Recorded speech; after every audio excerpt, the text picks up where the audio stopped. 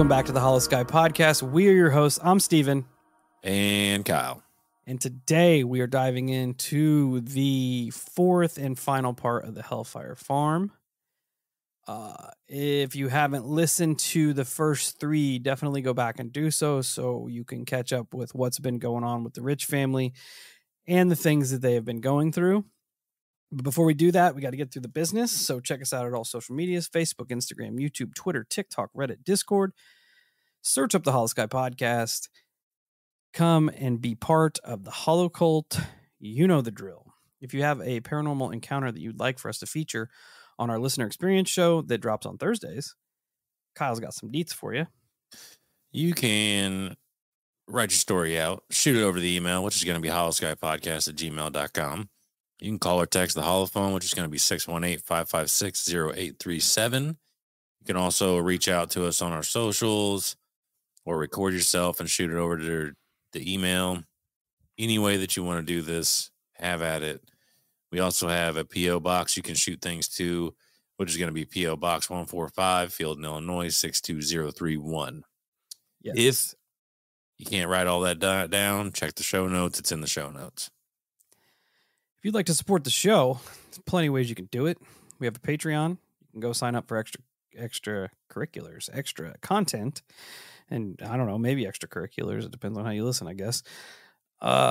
We have a website with some merch you can go check out. That's going to be refreshed here in a while. We got some new stuff coming in, so we want to get it all out there at the same time. So if you guys want to order all the cool stuff at the same time, you can do it all at once. We have a Venmo. You can throw us some pocket change for all of our bad habits. Best thing you can do is share the show word of mouth. It helps tremendously with the show. The more people that listen, the more that we can dedicate time to the show to create more content. And you guys know how it works. Just keep spreading the word. You've been doing great. We appreciate it. Keep spreading the word of the cult. You can go to wherever you listen to podcasts and leave us a 5-star rating and review. And when I find them, I will shout them out. Like today's being brought to us by our friend, Biggest Riz. Hell yeah. Biggest Riz says 5 stars. Best and most genuine paranormal podcast, period. All caps. Screaming it. These two guys are smart, dedicated, and cool. Perfect podcast to unwind at the end of a long day. I cannot recommend this podcast enough. Huge fan from the Sunshine State. Biggest Riz, thank you. Mad love. Mad love. Thank you for taking the time to just say nice things and be a nice person. Agreed. Because that's what it's about. That's what it's about. And we appreciate it. I don't know what cool means, but I'm going to look it up. And I hope it's positive, which I have no doubt that it is. But again, you can be like Biggest Riz and leave us nice things. And I'll read them when I find them. That being said, we are diving right back in to this Hellfire Farm. I'm excited.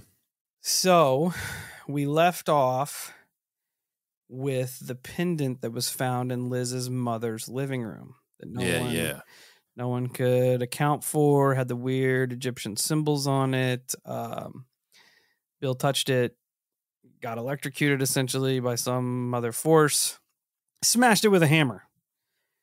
Which, I mean, what else are you going to do in that scenario? I mean, it seems kind of excessive.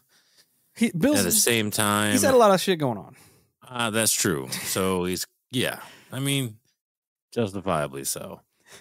But if it's like a legit Egyptian necklace, I don't know that I'm trying to destroy that. It's kind of cool to have. Unless it's cursed. Still kind of cool to have. Yeah. And Bill could have sent it to us if he would have been planning for the future. Exactly. He could have put it on Lucy back there. That's true. Just juice her the fuck up. I had mentioned in the last episode that I thought that there was an Egyptian tie-in in an earlier episode, but I don't believe that I added it because I didn't think it was really necessary to the story. Now I stand corrected.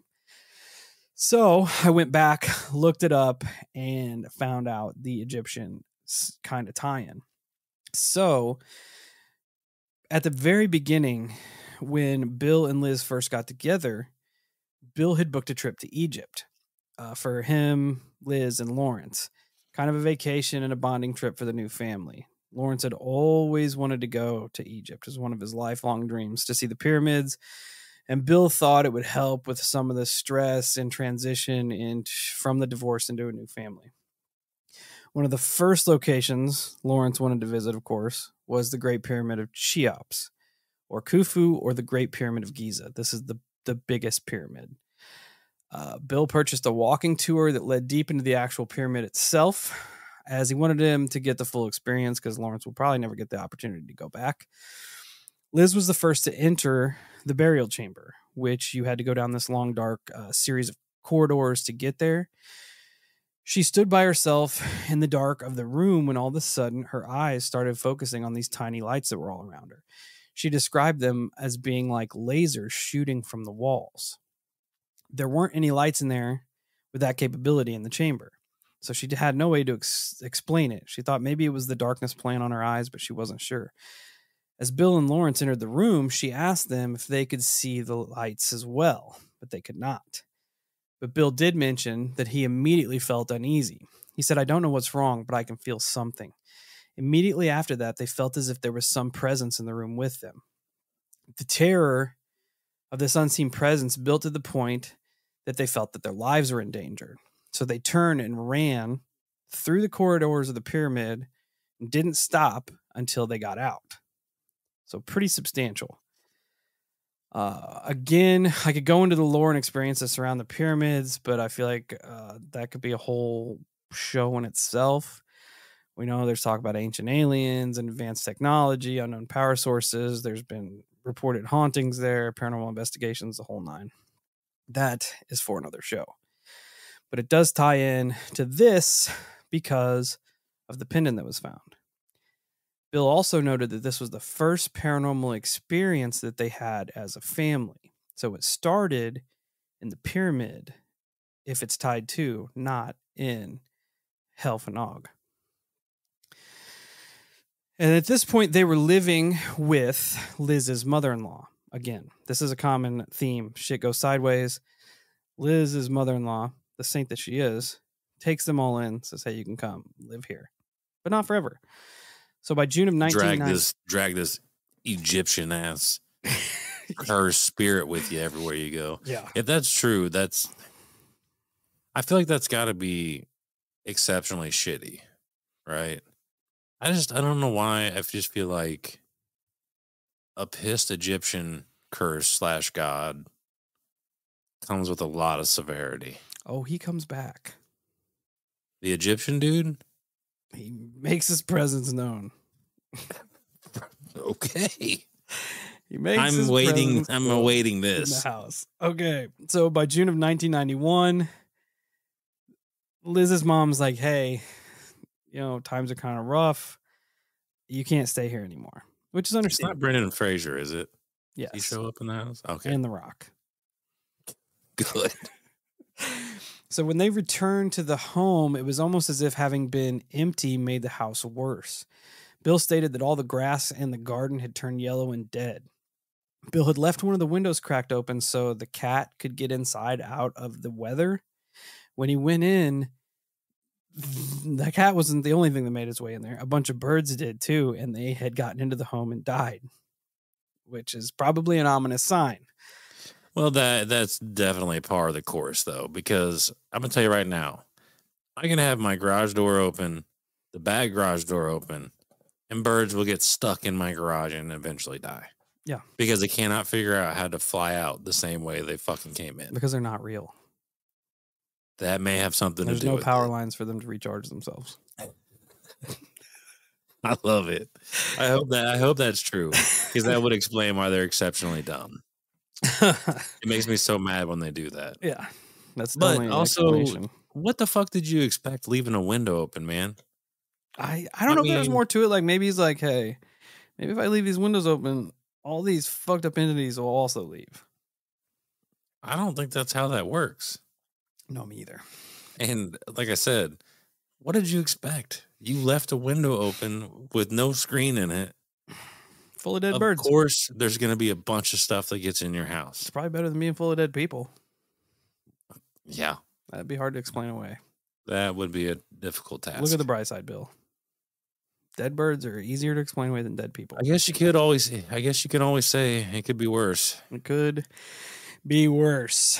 After he cleaned up the dead birds, enter Reverend David Holmwood and the person with probably the best name of this whole story, Anita Dick. So Awesome. They make How contact. do you take that person serious? Yeah. Apparently she's badass. Anita Dick is an I'm American. sure she is. It's not a very cool name. I would change my name. So the Reverend had heard about this and contacted Anita. Anita is an American woman who was a reformed Satanist that had been exorcised by Arthur Neal. I looked up Arthur Neal, and what I can find is that he was a prominent American exorcist. So she had dabbled in the darkness, and Neal brought her out. Interesting. So Homewood and Dick did a walkthrough of the home and scheduled an interview with Bill and Liz the following day. On their way back to the farm, I don't know if this is consequential or what was happening, a giant owl flew out in front of them and struck the car. Anita was certain that this was a sign of Satan trying to stop them from going and helping the family. They made it back, did their interrogation, and the pair decided to dive into the cleansing a few weeks later, July of 91. At this point, Liz had taken the kids and went back to Cowbridge with their mother, as she did with every one of the exorcisms. She wanted to get the kids away because they just wanted to keep them away from the strangeness as much as possible. Well, that, and then you can ramp things up doing that shit too. Yeah. You know, you can go tenfold. And then to make a note here, if that was Lucifer sending a message trying to stop somebody, you're going to need a way bigger fucking bird. Pterodactyl. Something like that. Because if I hit an owl with my car, I'm just going to think it's dumb luck. Just bad luck. Yeah. Right? Or an alien. Which is worse. But, yeah. Which is absolutely But it's not worse. enough to, like, stop me in my tracks. Yeah. So, Liz took the kids to Cowbridge with her mother-in-law, and Bill met David and Anita there. They'd been prepping for days, praying and fasting to confront whatever resided in the home. So he met them in Cowbridge, and they decided to follow him out. As they were driving, Bill lost sight of them. He stopped and waited, but heard nothing. He got out of his car, couldn't hear him. He decided that maybe they had turned around for something, so he just went on to the farm. As he got there, he waited again for some time, standing by the driveway and just listening. After about 15 minutes of waiting, they pulled up. They exited the car and looked like they had been in a fight, essentially. They were shaken, they were pale. The color had left their faces. They explained to Bill that the enemy had attacked them while they were driving. It caused the car to go off the road, and there they'd struggled with the entity, praying and calling on it to leave Bill alone.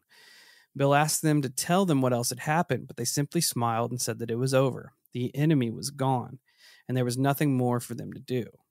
I find it weird that they keep referring to him as the enemy, or as this entity as the enemy. Yeah. Okay, so I stand corrected. That's a more valuable sign. Sending an entity instead of an owl to try to whip that ass. Yeah.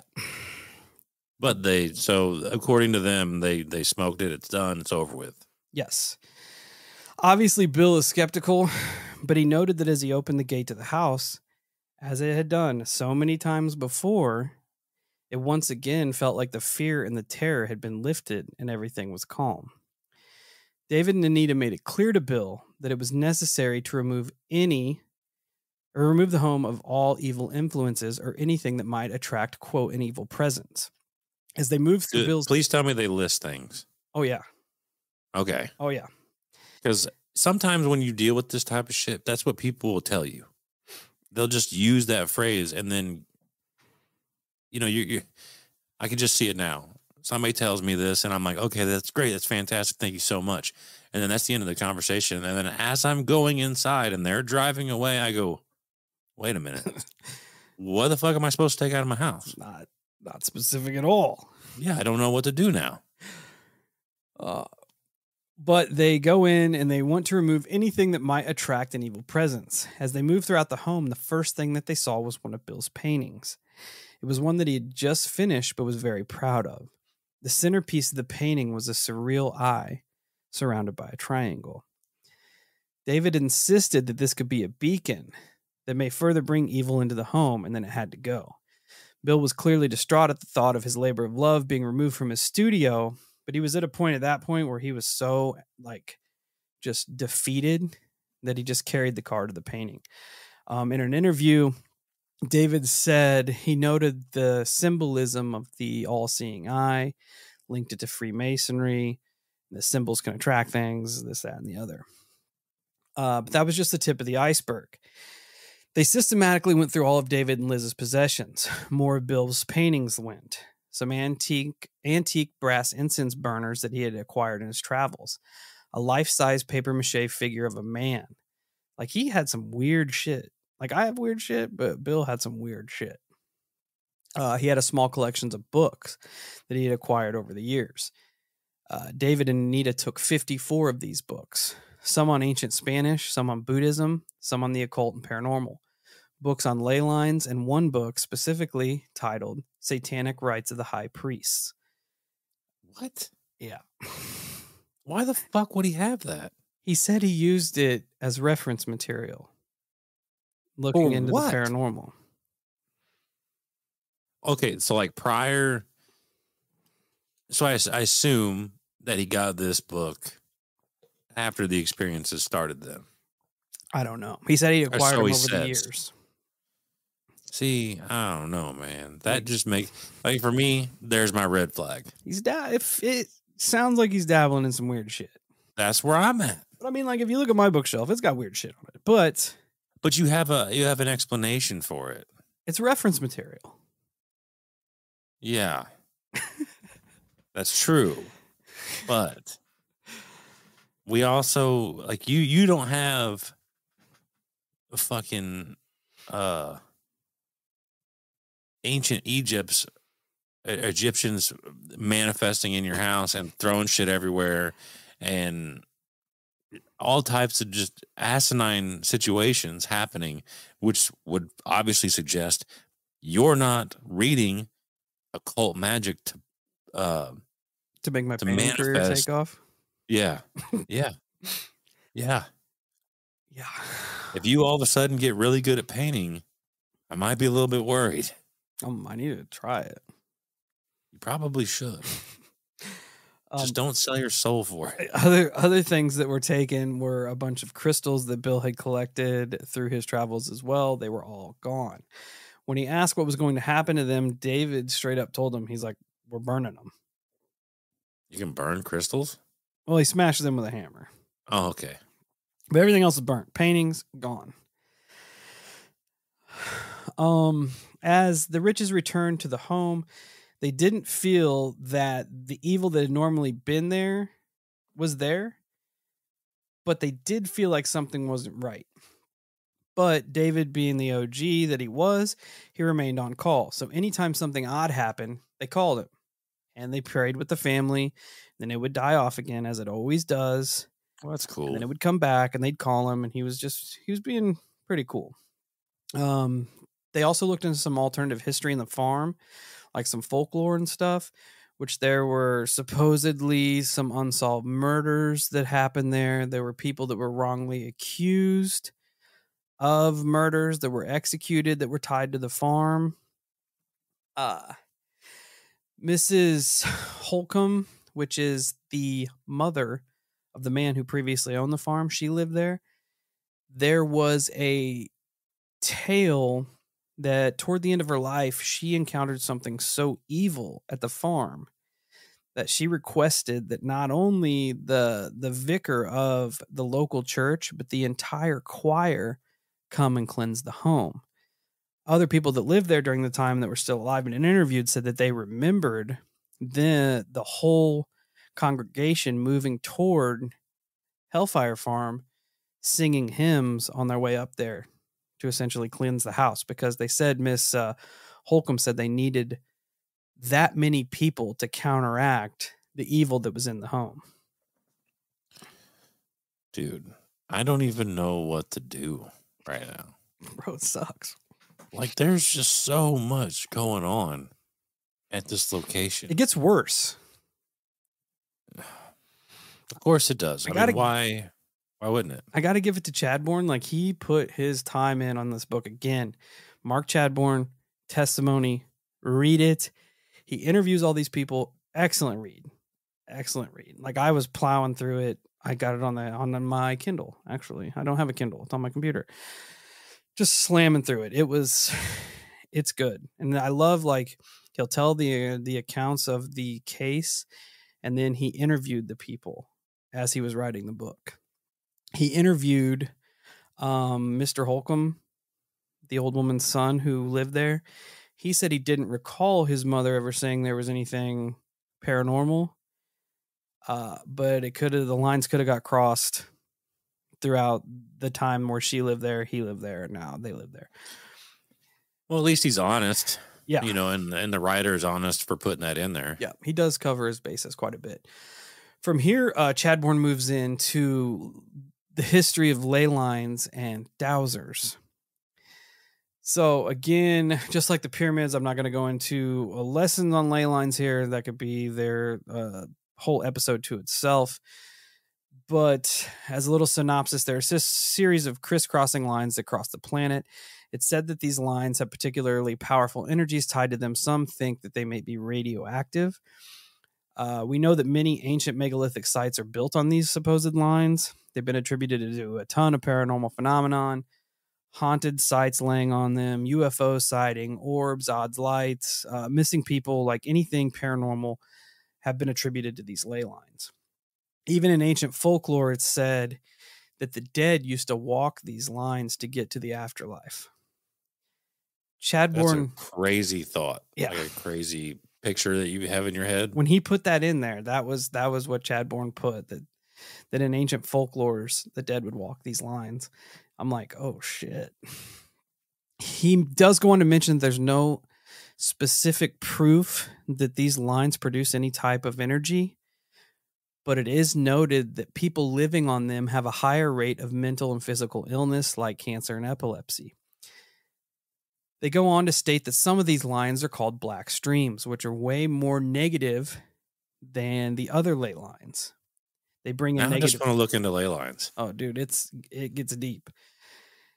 These black streams bring in more negative energy. Not only do they trap human spirits, but also attract non-human spirits. So here would be a question. I know it's fucking off topic, so I apologize for that. But it would be interesting if they're assuming there would be a metaphorical list of black ley lines and white ley lines. It would be interesting to see the structures housed along each of those ley lines, or the lack thereof on certain ley lines. Yep. That would be fucking interesting. Yep. I agree. I think so I said that could be a whole episode on its own. That would be fucking baller to go find out. Yeah. Yeah. So that being said, you're probably going to hear more about ley lines in a future show. I'm interested. So according to a few local dowsers, Helfanog has a bunch of lines running through the property. Notably, a confluence of crossing lines right beneath the home, specifically 2 black streams underneath the hallway that leads to the bathroom, where the electric meter also resides, sucking all. Oh, that's fucking weird. That's fucking weird. That gives me goosebumps, man, thinking about these 2 dark ass lines crossing underneath the house. It's like Ghostbusters. That's what, dude. That's like the moment you mentioned black streams, I'm like, this is Ghostbusters. Yeah. This is the ooze. Yep. So Chadbourne says, quote, that the farm might not only be the most supernaturally afflicted house in Britain, but it's also at the nexus of the most potentially negative earth energy. Sucks. Yeah. So he's legitimately saying like this could be the shittiest place on the planet. Yes. And you picked it. Yes. So that's crazy. Moving on to the person with the second greatest name in this book, Dickie Dodds. Awesome. Dickie was a local dowser that visited the farm to try to help in 97. He stated that he began looking into dowsing and ley lines after his wife had got cancer. They had her bed. They slept in separate rooms, and her bed was over one of these dark streams.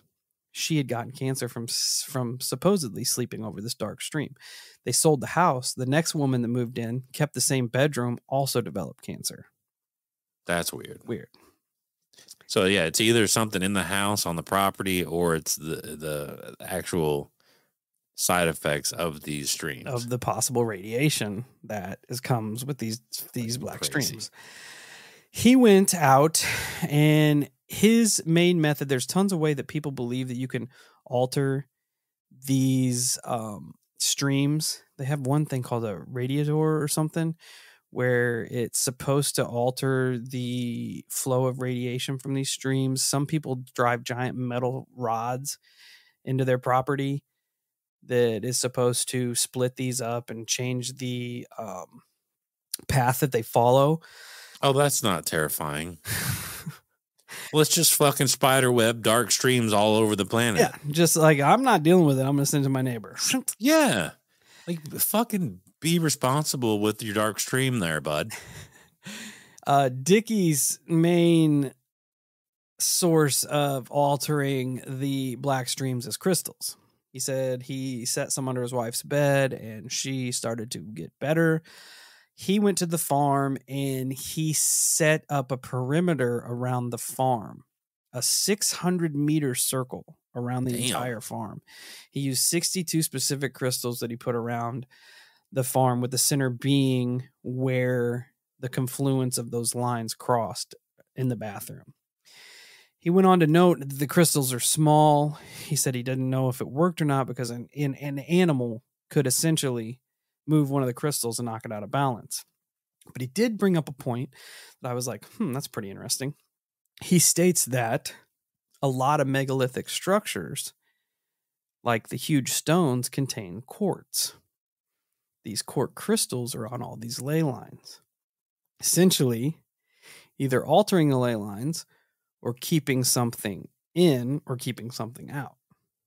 And he said that as humans progressed, a lot of people didn't take these megalithic structures seriously and moved them, tore them down for farming, for grazing, for pastures, roadways, highways. They just plowed the fuck over them.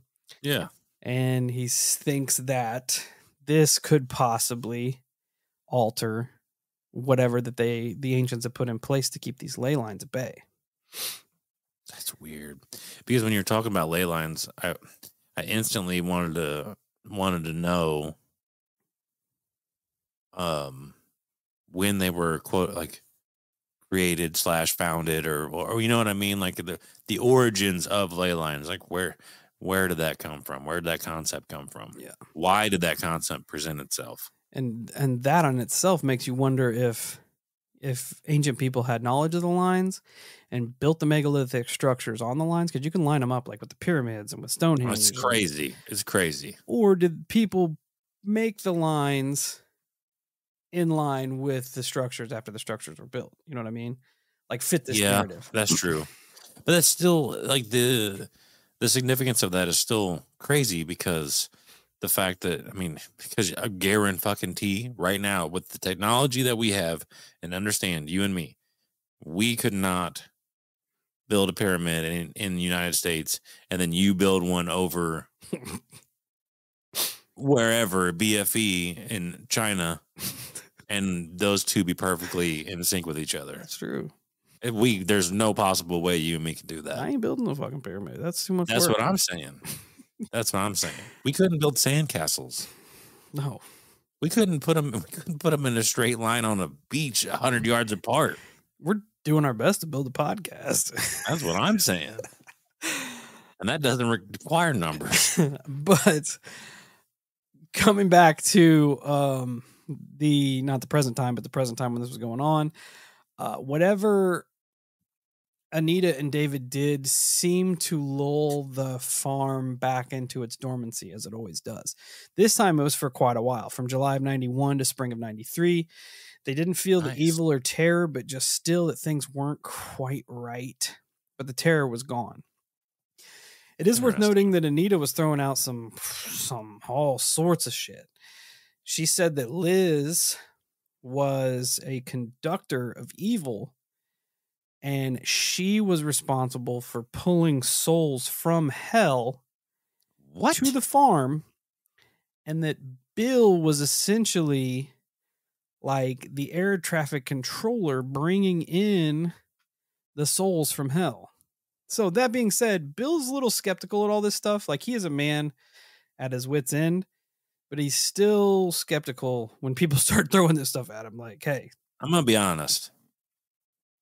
I probably would be too. Yeah.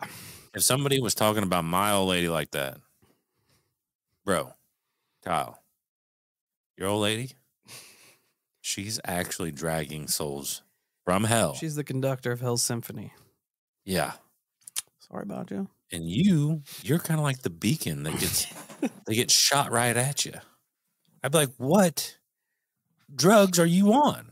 That is a sweet lady there. She makes some mean white chicken chili. That's probably what's calling all the souls in from hell.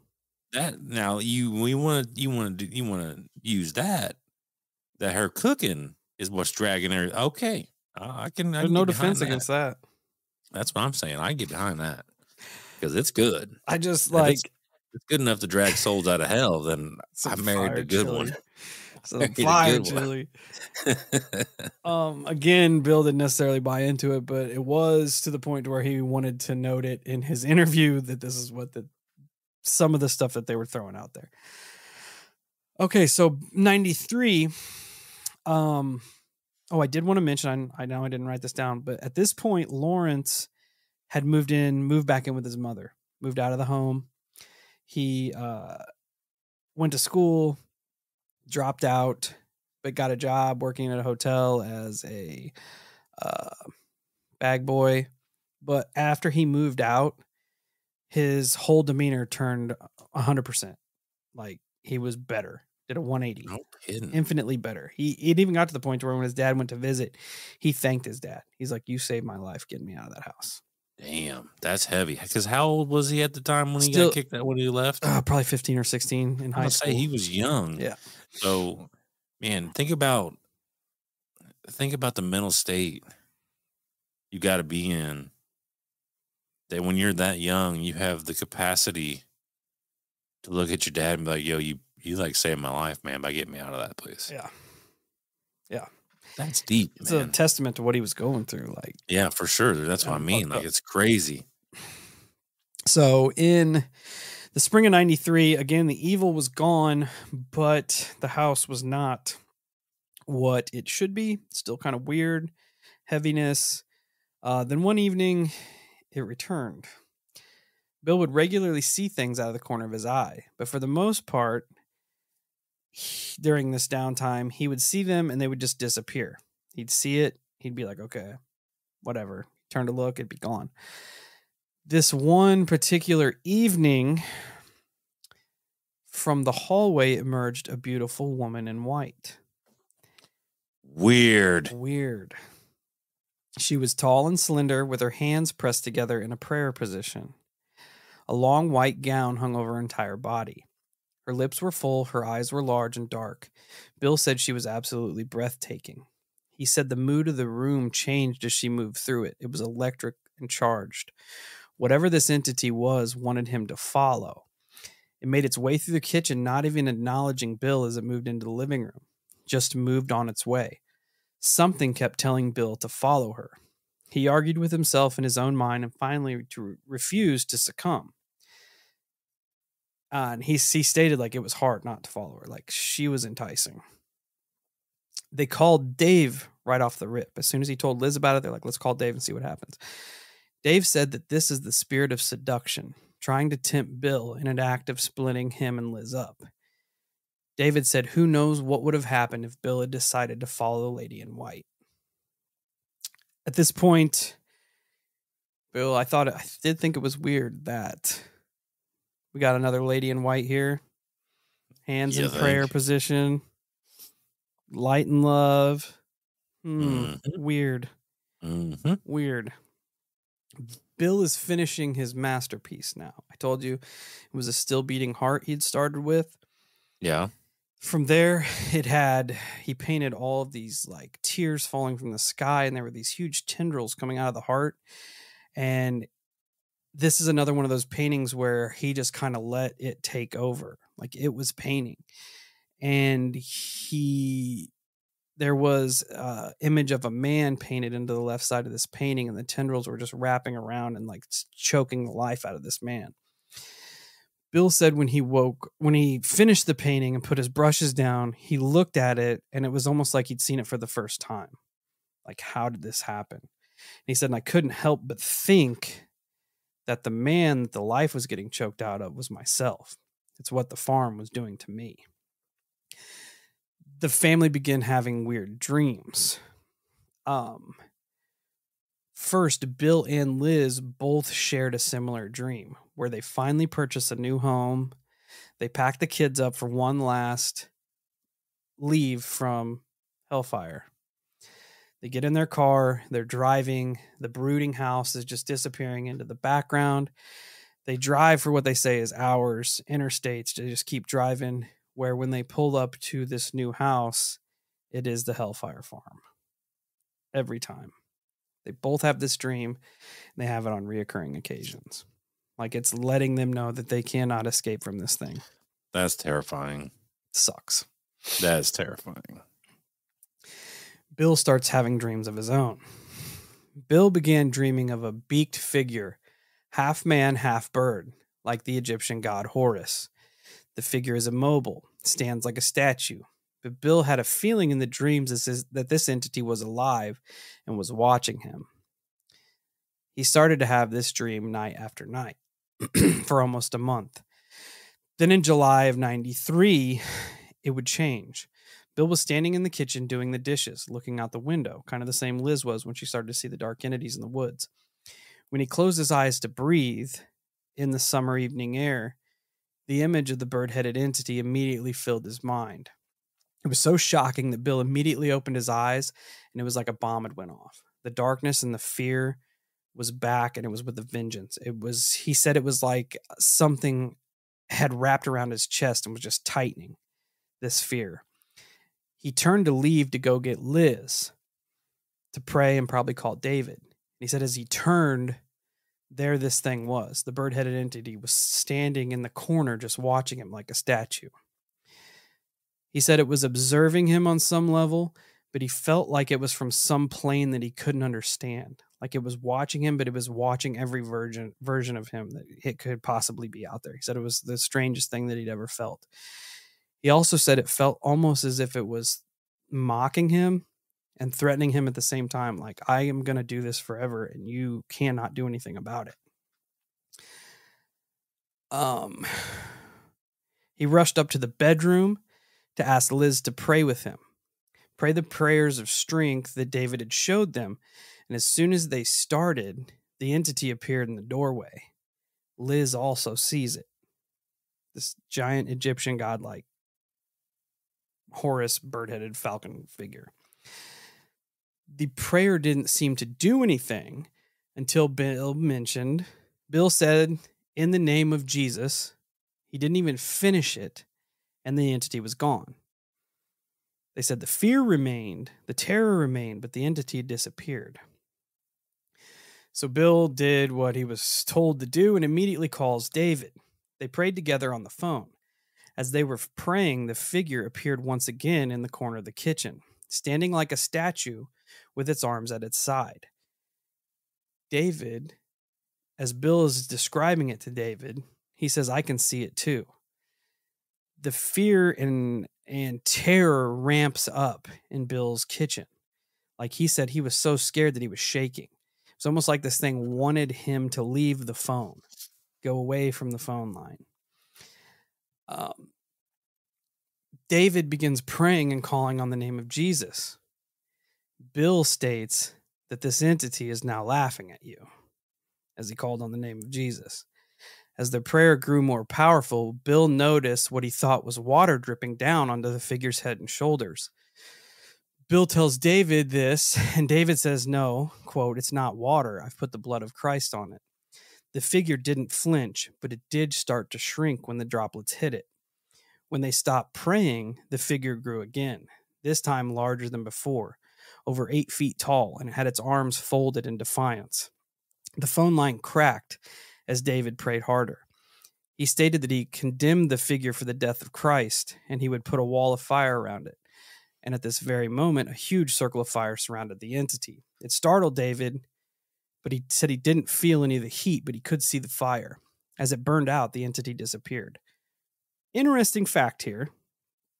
As I was writing this, when I got to the point of them talking about this being a non-human entity, I have my headphones and my microphone pushed off to the side, and I have no power going to our mixer. So there should be no power going to the headphones and the mic. At the time that I started talking about non-human entities, the headphones cracked like when you put power to them. You can hear it. Yeah. Oh, yeah. It did it at the exact same time. Weird. Fucking weird, right? That's weird. I wanted to note that. It's also weird about the entity because Horus is usually a more positive figure. I don't even know, man. It's like I don't know like a lot about Egyptian gods, and it may not even have to do with Horus, because I don't know a lot about him anyway. But that's what Bill equated it to. Said it had a falcon-like head. Okay. And he also said kind of like a beaked nose, whatever it was. He said the closest thing he could equate it to was the Egyptian god Horus. Not that it was. Because I just read just a hair on Horus, and he's more about protection and shit like that than protection and healing than torment and damnation. Yeah. It is fucking crazy that, like, visually you are fucking trying to fight an old god, essentially. Yeah. And they get into that a little bit later on here. David would go on to say in his interview that he saw this entity while he was in the home doing the walkthrough. He said it was 7 feet tall, dark, and angelic presence. Not a good angel. It felt very dark with a beaked nose. No angel wings. It was a tall human figure, but certainly not human. I sensed it in the kitchen area. I expelled this being in the name of Jesus, but it kept coming back. It must have been a senior being, and it wasn't going to be pushed around. I don't think it was Satan, but it must have been a senior entity. I asked the Lord to put a wall of flame and guardian angels around the home. How weird is that with our listener experience we just recorded today? Yeah. A guardian angel around the home. I accused the creature on behalf of its master of being guilty of causing the death of Jesus, and I told it if you do not want to be destroyed, you must go. And as the fire died down, the entity disappeared. At this point, David and Liz get to talking to one another, and they're like, David has been such a help, but in the scheme of things, he cannot get rid of this. It just keeps coming back, keeps coming back, keeps coming back. So they put David on the back burner, and they begin to talk to this Baptist minister named John Ashton. As at the same time, they're trying to keep their family together and keep the kids in a state of somewhat normalcy. They know they had so many problems with pets in the past that they were a little leery, but they got the family a dog, a Doberman named Bo. And as they set up another cleansing with this new Baptist minister, the closer it got, the more weird the dog started acting.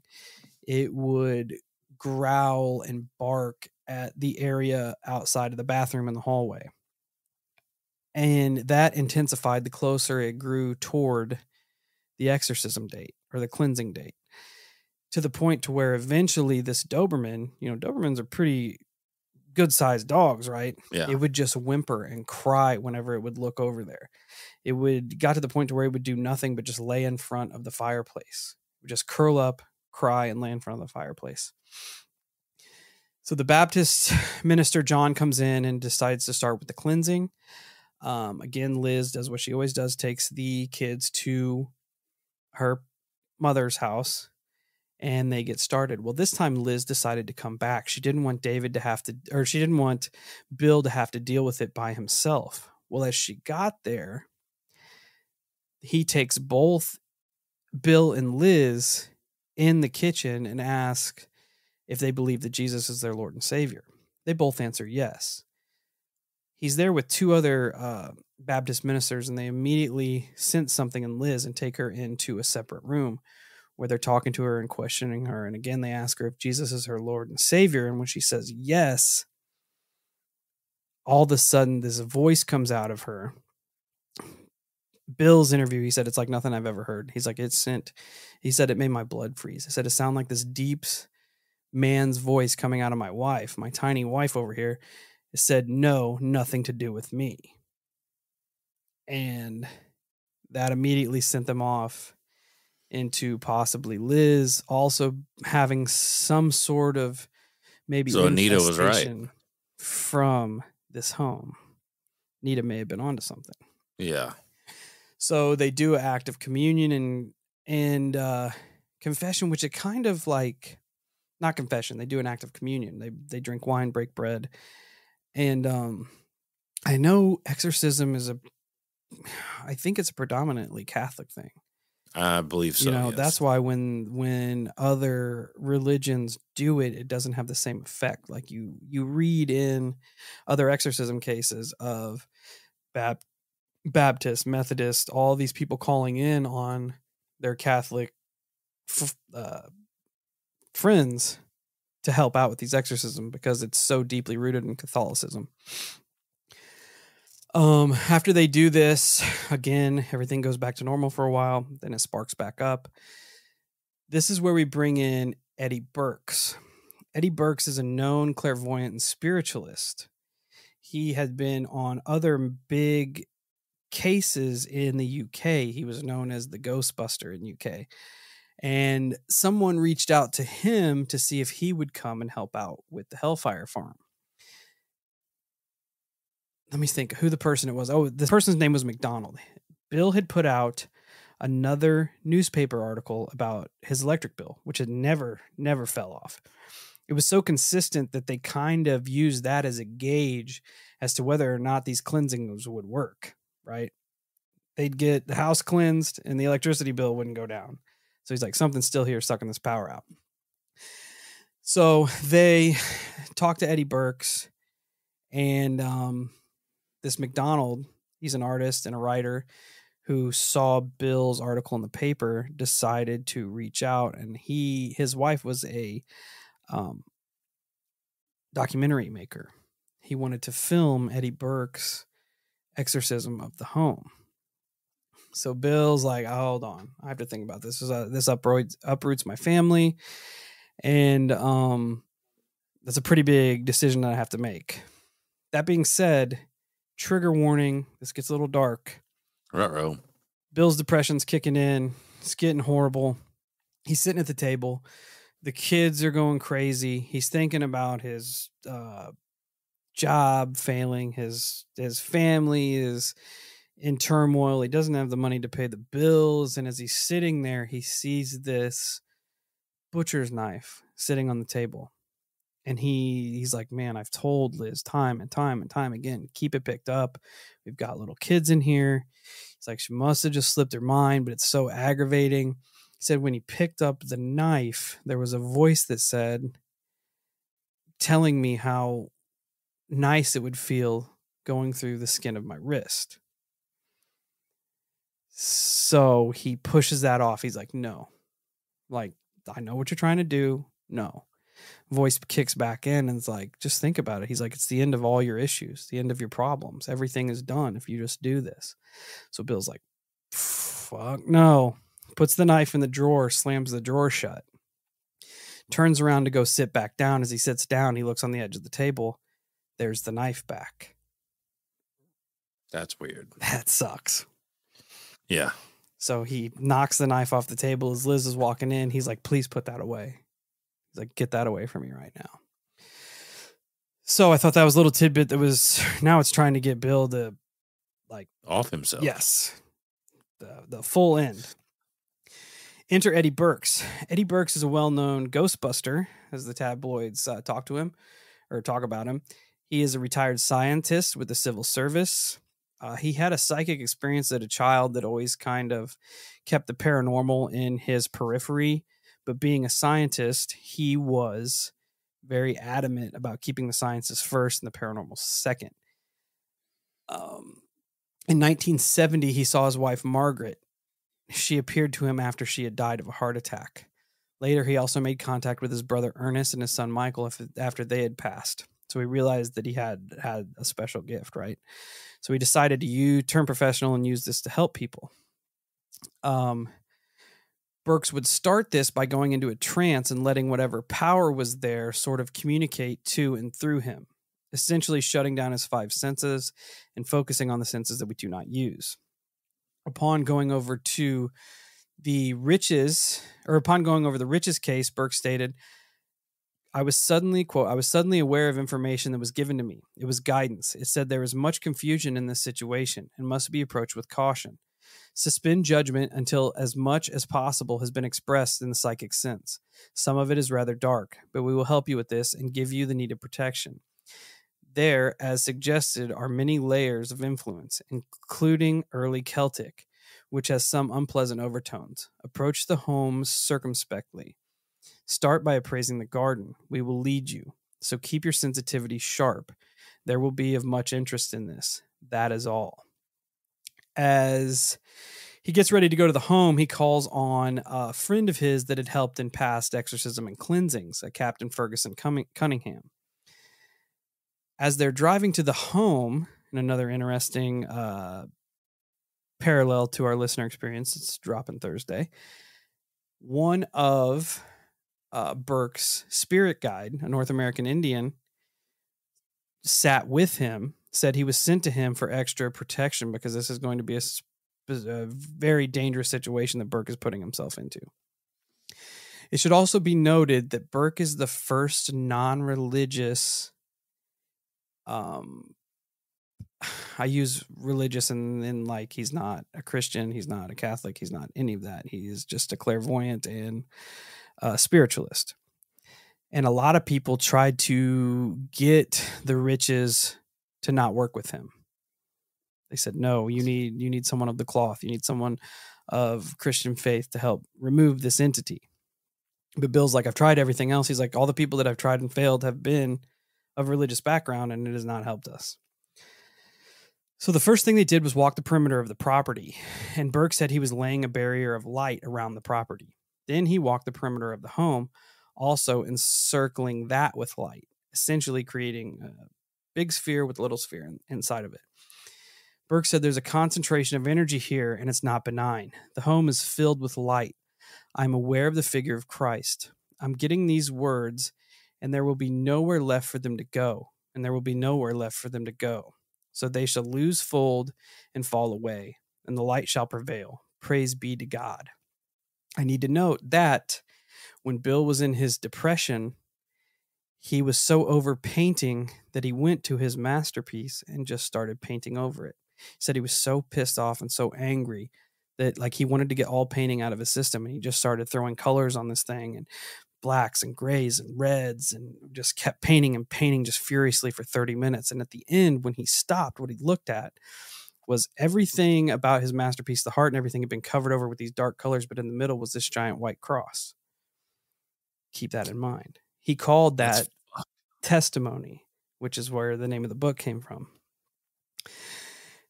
Burks looks at Bill and he says, Burks doesn't know anything about this, right? He says, I'm aware that close by there's a cross being manifested. First of all, it showed itself as dark. Now it's becoming illuminated from within. It's radiating great power and protection. I am told that this cross, which is standing somewhere in front of me, shall be your protection in this house from this point on. The cross is connected to the Christ Spirit. which I am sensing is vertically above it, and there is some figure of Christ shedding light upon the cross. The words I'm getting are this: and so shall I leave my mark and my protection upon this place. There shall be no more fear and no more darkness. All will be safe within. Praise be to God. Bill goes on to show Burke the painting, testimony. Burke says, this is exactly what I was seeing. He says, we put 2 cordons of light around the home. The effect was to bring the force that was causing the disturbance. It could not escape. It was forced within the inner cordon. And then he proceeded to continue that the light began to flow as liquid into hell Fanog. That's why I felt no need to be taken into the home, because Bill had asked him, do you need me to take you around the house? He's like, no, that's not even necessary. There's nowhere left for it to go. It had to let go, and in doing so, it fell away into the darkness. The cross was then dedicated as a symbol of your protection from this time on. So Bill asked Burke, he's like, is this the way that this always goes down with you? Like, is this like you didn't even have to be in the home and you protected it? Burke states, quote, this is the first time that I've worked this way. It was working on a higher level than the evil entities, and I was not meant to make any contact with them. Indeed, it was important that I didn't. I was there to bring light. I know when I was coming here last week that we had the message.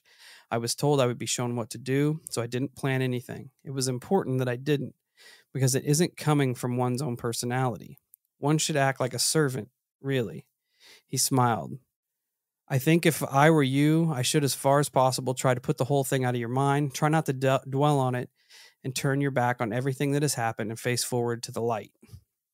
So, that being said, everything kind of tapers off. The evil's kind of gone. Bill and Liz move back in, but they start to feel some things, right? So they call Burke's again a couple weeks later. Burke says, these things kind of have like aftershocks, right? So he said he put on such a beacon of light that Hel Fanog now stand as like a beacon of spiritual purity. This would essentially attract other lost souls from around the area. He said, if you see anything, don't be afraid.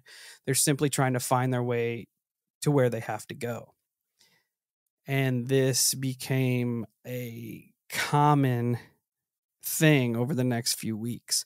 Bill did note that the electricity dropped significantly after Burke's exercised the home. They went from using 7 pounds of electricity a day to 2, which was the first. That's a big change. First significant drop they'd ever had out of everything. But they did start to see dead people, essentially. First, it was Liz. She saw a man that was in a car accident. She said that his face was like completely missing, and it kept going.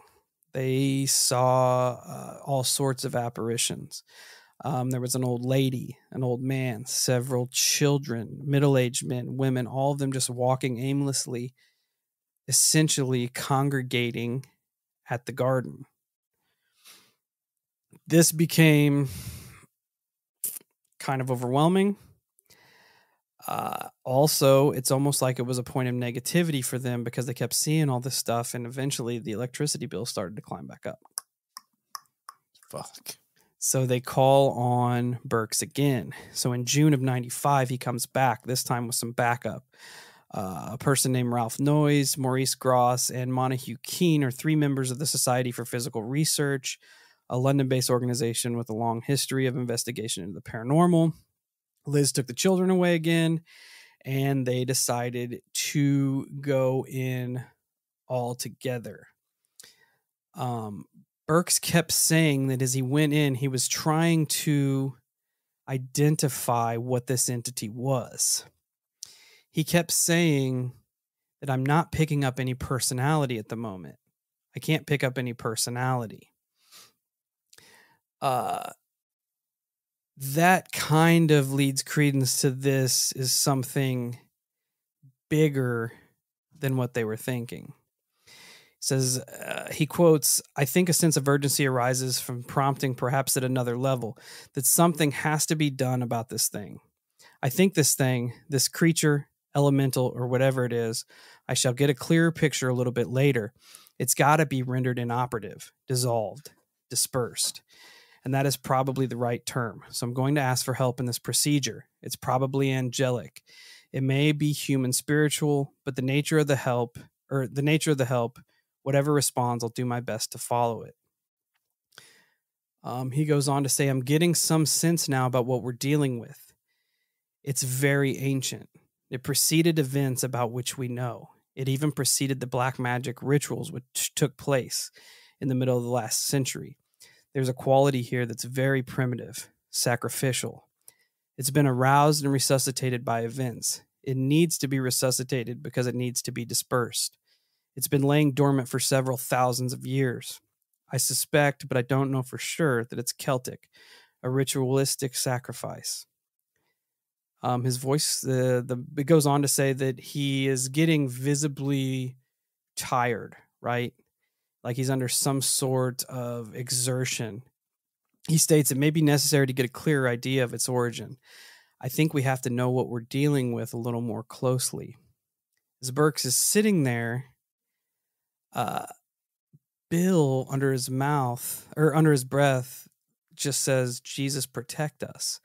Burks pipes up like a release of energy from his body, like all this evil has been taken off. He says, "This is interesting. It has some quality of something I've not met in this form before, a quality of what I call a naturist, related to the misuse of natural forces. It arose originally through Celtic nature, worship of a corrupt sort, and was invoked, I think, by a Celtic priesthood in a bad phase. Yes, it is. It has got an animalistic aspect to it. I want to get close enough to identify it without getting so close that I become identified with it. I don't particularly want that." I thought that was sucked. Yeah. He says, "I think it was originally invoked to create mischief against those who prescribed in some way. Maybe other tribes, maybe other persons, and it would have struck terror in them. The power of striking terror is now considerably reduced because this is a different culture and won't respond. It is in a sense programmed, but it has enough of its original purpose left to cause trouble, but mercifully not as bad as it would have done had we been in the sympathy with culture of the day." So this is just a watered down wish version of whatever this elemental was that was sent out upon this.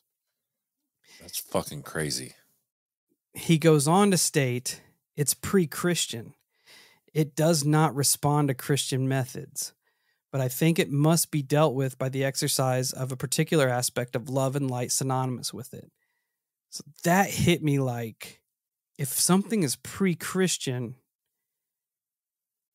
they just don't respond to these acts. Don't give a fuck. Yeah, these acts of exorcisms or cleansings. They don't fucking care. Like that hit me and I was like, holy shit. Like I didn't think about it. My brain will have to like really think and absorb that. It's nuts.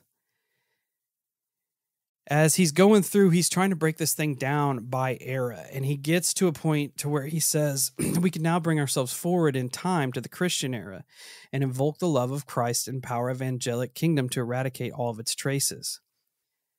At this point, there's a crackle of power which blasts through a tape recorder that was being used by one of his helpers. They're recording the whole thing, which made me think of the microphone crack. Yeah, of course. Burks he continues talking. He says, "The Christ that was invoked on an earlier occasion last year, as well as here on an earlier occasion, is still here and is responding to requests from help in the cleansing of this area. The Christ presence is making itself felt," which also stood out to me. Like, although this entity is not responding to the rituals of Christianity, Christ is still there fighting, which would allude to the cooling off periods of the home. Like it might not be able to defeat whatever this is, but it's still there, and it's been there since the first calling of it, still trying to fight. Like, what kind of entity is stood steadfast with Christ for 6 years? Yeah. a gangster. Yeah. But I mean, that almost leads credence to the amount of thought we put into these things is truly what gives it its power. Yeah. Yeah. It is. I mean, You know we what were I told mean? that about like prayer and stuff. Like, Yeah. Yeah. It's almost like every acknowledgement of whatever God there is. Even if it's like downloads on a podcast. Every single acknowledgement gives it a little bit more juice. Gives it a little bit more juice. And the juice stays. It never goes away. So one single acknowledgement to this or that gives it a little bit more juice. But the fact that this thing is so old and ancient, which doesn't means so many people had to have believed in this thing or witnessed it or whatever the case may be. which I mean, essentially leads credence to it laughing at the name of Jesus when David prayed. It's like, Yeah. yeah, like that'll work for a little bit, but it ain't gonna work forever. Yeah. Like, yeah, just bring the pain. Yeah. The fact that it just stands toe to toe with, at least in the past however long, the most powerful entity known to mankind. Yep. And they said as toe to toe. and just held it off. Yeah. Just held its ground Like, in this place. Like it's and what's amazing about it is that it gets beat down. It acknowledges it. I mean, it gets beat, but it gets right back up. Yep. It gets beat. It does not stop. It is relentless. Bill goes on to state that he notices the room become lighter as Burks is going through every era that he can touch on to kind of break this thing down eon by eon by eon. And instead of cleansing the home, he's cleansing essentially the past and time of this thing that was brought on. Burks said that there is a peace coming to this room, quote, and into this house, a relaxation of tension. He said, I'm going to go out of this now. I think I've done the work that is needed. There are 1 or 2 points that I would like to make. I think that the entity, for lack of a better word, that was here had been dormant for a very long time. It's pre-Christian, as we've already seen, and as such did not recognize the power of what was done here originally. One important lesson is dealing with something of this sort is to identify its origins, and any remedial action has to pay some respect to those specific origins. The Christian aspect can be brought into play here. He gave another breath, and he said, I think we will let this rest. So that essentially is where the hauntings stop. After Burks came in and went through, identified it being pre-Christian, broke it down eon by eon, he essentially said that some of these things will not respond to the power of Christ. They are pre-Christ. They are pre-Christianity, pre-religion. They were conjured up old gods. Old gods. It's fucking awesome. And not only is that awesome, but my boy Burke, he's OG. That's what I'm saying, dude. The fact, I think I relate a lot with Burke, because he doesn't really have a denomination. He's almost like a drifter of sorts, like a John Constantine, a man that is extremely versed. He has to be extremely versed in just about every known religion, every all of it. But I love the fact that he's like, no. It's almost like he's saying you're kind of missing the point. You don't need to subscribe to Catholicism. You don't need to subscribe to Christianity. What you need is to believe. That's what you need. You just need to believe. Because he in what he does and what he's doing, he's absolutely 100% acknowledging the existence and reality of Jesus Christ and old ancient world gods. Dude, like the implications of that are heavy. Well, yeah, that takes, you think about it, Greek mythology, it takes all of it, the Vikings, Egyptian mythology, Egyptians.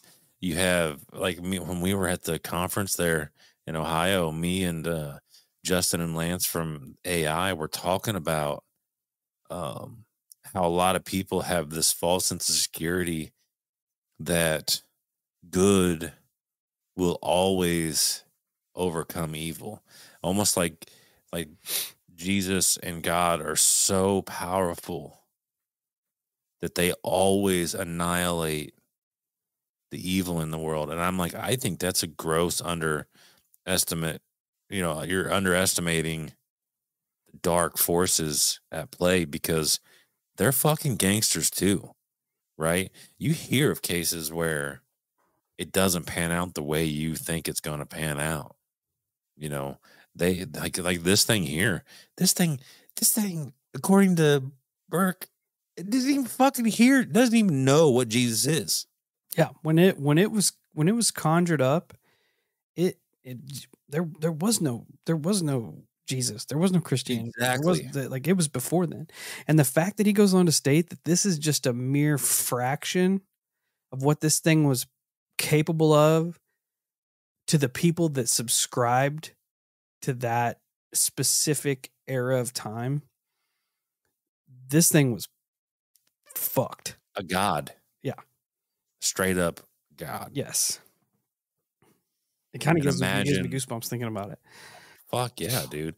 And like I said, it blows your mind to wrap your brain around the idea that there are ancient gods out there that haven't even fucking heard the name Jesus.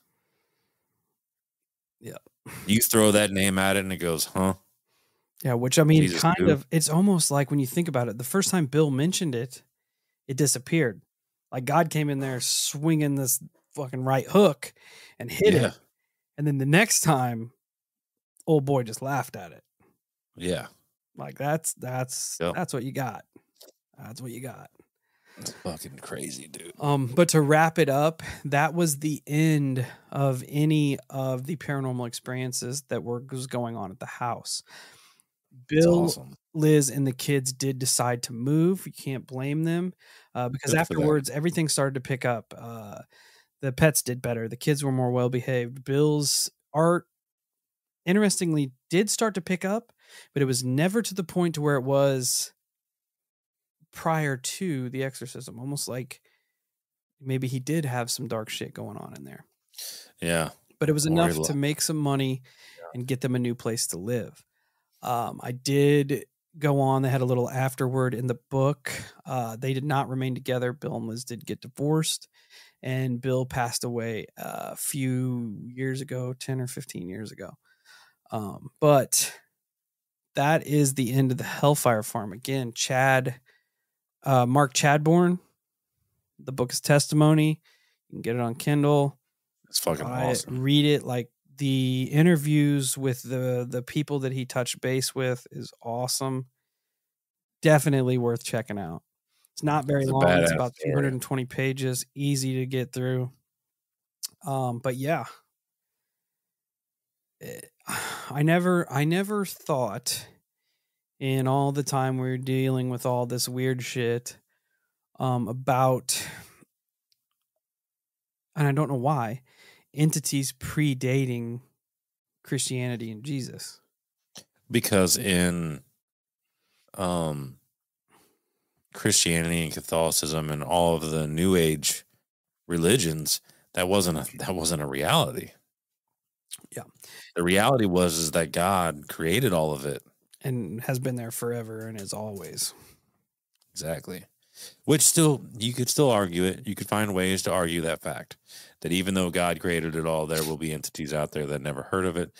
But what are the odds that he created things with the juice to stand toe to toe with? You know what I mean? And like rumor has it, like you said, that thing was at a fraction of what it should have been. It was like the Wish version of what it was in Celtic times. Right. I would not. If this thing would have got juiced up, who knows what would have happened? What if Bill would have started to look into it before Burke did? Started subscribing to it, and the more power he put into it, the worse this fucking thing got. That's what almost made me. I was going to bring it up when you were talking, but it almost was like this thing used the was Bill's creeping thoughts as a way to just continuously respawn and manifest. Yeah. You know, because he, like, you in all the episodes you talk, and it's always Bill always has this thought lingering at the back of his head. Boom, you know, because even the guy even tells him, like, just forget about all of it, let it go, keep it in the past, don't think about it. It's like this thing is like a fucking insanely quick replicating virus that the moment your thought fucking trickles to it, it goes, all right, I got the juice, baby, let's go. And just back. Now I'm back full swing. And it's also weird. Like, it almost had forces playing in its hand that were beyond Bill and beyond the farm. Like, everyone that had any religious context that had been on the farm told them not to work with Burke. Don't work with Burke. Don't work with Burke. Right. He's not religious. He's not a Christian. Do not work with him. But all of the ones that did had failed. Almost like it had its like tendrils over the whole. Which, I mean, it did after they put the first psychic. Right. It's hard to tell, man. But the French exorcist hit it on the head, saying that it was something pagan and super old. Yep. That they kind of wrote off because they wrote in. They told Lawrence, "Hey, this place is fucked," and then they just left. Lawrence is like, "Yeah, I know. Look at my busted ass hands and my fucking broke wall that I punched through." Wild story. Yeah, it was absolutely. I didn't think it was going to go that route when I got into it, but so good. Man, again, so good. Support our Chad Bourne in the book Testimony. Go buy it if you're interested. Awesome. Super good. So, Holocult, hope this kickstart your Monday off right. Again, check us out at all social media: Facebook, Instagram, YouTube, Twitter, TikTok, Discord, Reddit. Be part of the Holocult. Share the Holocult. And until we meet again, stay safe. Stay weird. Don't fuck with the old gods.